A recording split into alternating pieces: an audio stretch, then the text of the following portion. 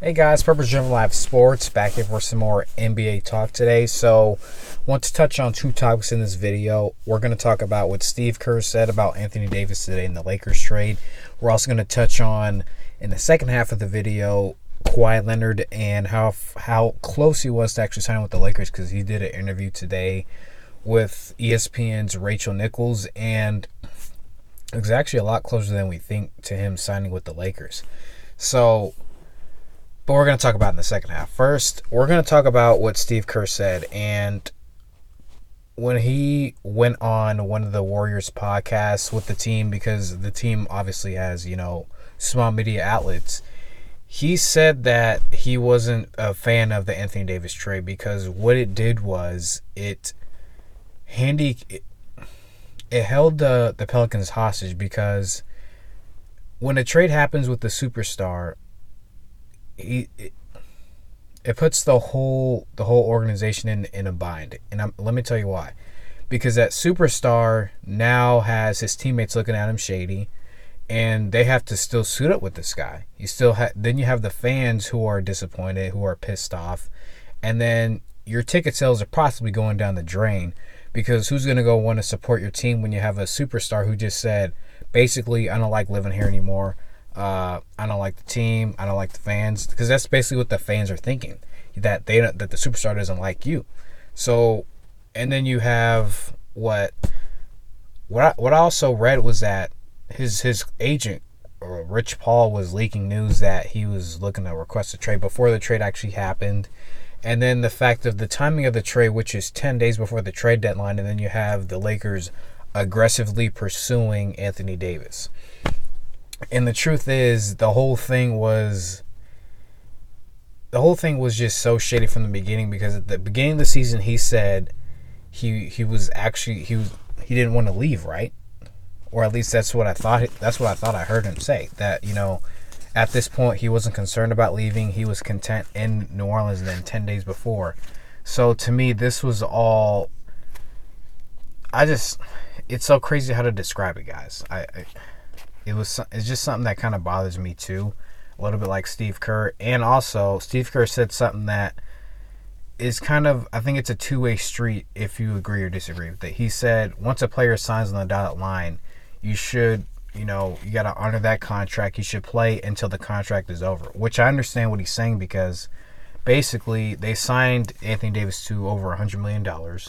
You play with the team. They drafted you first overall. You kind of do owe a certain loyalty to them.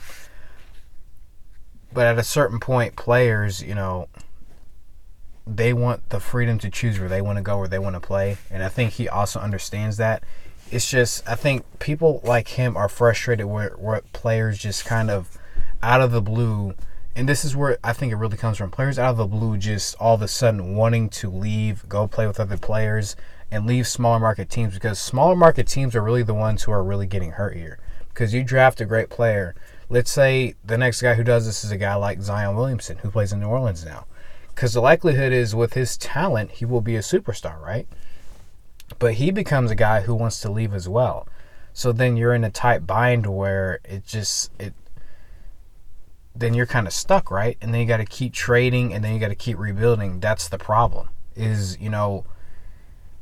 What do teams do about young players who want to get traded away because they're in a smaller market? That's what's going to hurt the league at a certain point, like it is now, is because teams like Charlotte, New Orleans, the Minnesota Timberwolves. I mean, I could keep naming, teams. Phoenix Suns to a certain point, even though it's a really nice city. I actually really love the Phoenix Suns. They're a really great team. I think they're going to be good this year. But smaller teams like that who don't have a lot of media attention, players want to get endorsements. They want to make the most money, shoe contracts. When you're in a smaller market, the only people who are buying your shoes are the people in that market, because you're not really exposed. The players in this day and age are trying to expose themselves to more money, more endorsements. So while I do understand that the players want to move around and make more money, I understand the coach's side of view too, is that we drafted you, and of course we want you to succeed, but this is also where, we're trying to have success too, So I do side towards the players a little bit more, But then at the end of the day, it is kind of, it is your own preference. So I don't really. It's something that it's a two-way street, but it's something that I understand from both sides' point of view. But on to Kawhi Leonard and the Los Angeles Clippers. So Kawhi Leonard was actually really close to signing with the LA Lakers, or he's actually going to sign with the Clippers or the Raptors. And in my mind, he was actually more closer with signing to the Lakers because he said he was valuing championships over anything else. So basically, if he wanted to be realistic, his best chance to actually win more championships was with LA. Now this is the big if the Clippers did not trade for Paul George. Because when he decided to play with the Clippers, it was because he wanted to play with Paul George. Because him and Paul George are both from Southern California. They both grew up in Riverside, like I just said, Southern California. Played against each other in championship games when they were younger. And they both got drafted by Indiana. I think it was either the same year or a year apart. But then Kawhi Leonard actually got traded to the San Antonio Spurs. So that's when they actually parted ways. But it seems like they've been friends or guys who've like really been close for a really long time. So, I think this could have been a lot different if, the Clippers were actually able to pull off the Paul George trade. And then we could have been seeing another super team. And then teams, when you have a super team, I think it's like this. It kind of puts you in a spot where you're like, well, what the hell are we supposed to do? Because certain stars are always want to play in certain markets. So that's why, small market teams are left out. That's why they don't want to compete. And then you have teams like a Houston Rockets who's not a super team, but they have a good squad. But when you're playing as a super team, guess what? The talent disparity, even though you have a really good team, is like this, right? Because as great as teams were against Golden State had another gear. That's why super teams are a good thing and a bad thing. The competition is kind of the bad thing because you can have a great game for like, let's say 3 quarters against Golden State, right? But guess who you have in the fourth quarter? So you got Steph, you got Clay, you got Draymond, and you got KD. In 2 minutes, you could have a 15-minute lead, and then you could be down by 20 in 2 minutes. And I'm not trying to be unrealistic here. So if I want it to be unrealistic or realistic, more realistic for you guys, then I would say you could have a 10-point lead, right? And then in 2 minutes, you could be down by 7. See, that's the type of thing we're talking about here. That was the type of star power that was about to be in LA.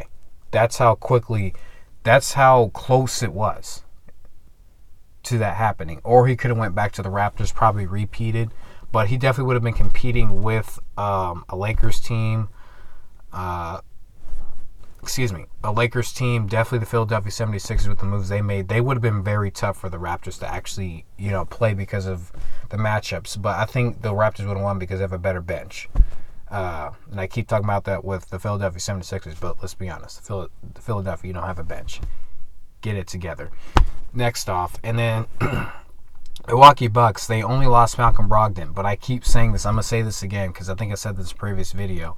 I would have rather had kept Malcolm Brogdon and played him at the shooting guard and point guard than sign Eric Bledsoe to a $70 million deal. That just, to me, that hurt me.